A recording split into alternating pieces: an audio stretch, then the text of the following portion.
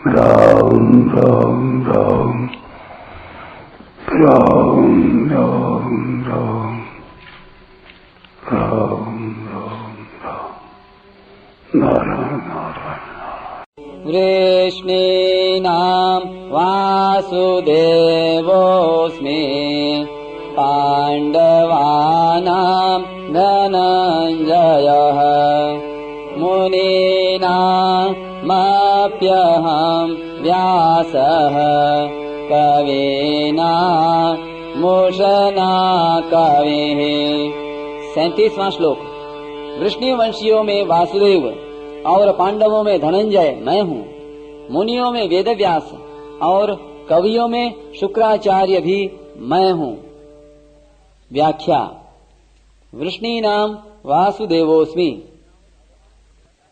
यहाँ भगवान श्री कृष्ण के अवतार का वर्णन नहीं है, प्रत्युत वृष्णि वंशियों में अपनी जो विशेषता है उस विशेषता को लेकर भगवान ने अपना विभूति रूप से वर्णन किया है।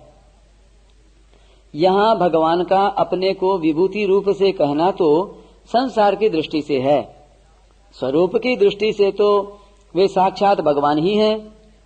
इस अध्याय में जितनी विभूतियां आई हैं वे सब संसार की दृष्टि से ही है, तत्वतः तो वे परमात्मा स्वरूप ही हैं।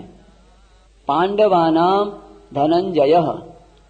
पांडवों में अर्जुन की जो विशेषता है वह विशेषता भगवान की ही है, इसलिए भगवान ने अर्जुन को अपनी विभूति बताया है।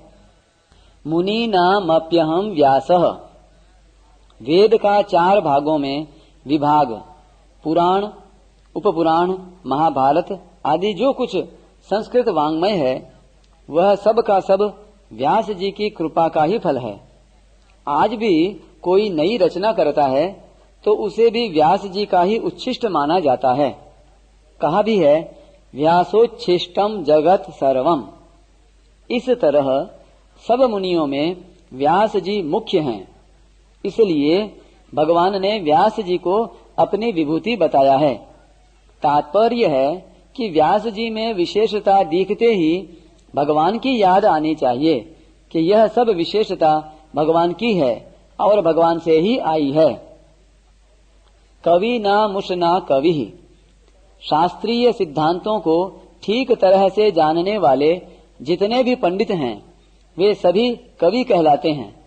उन सब कवियों में शुक्राचार्य जी मुख्य हैं।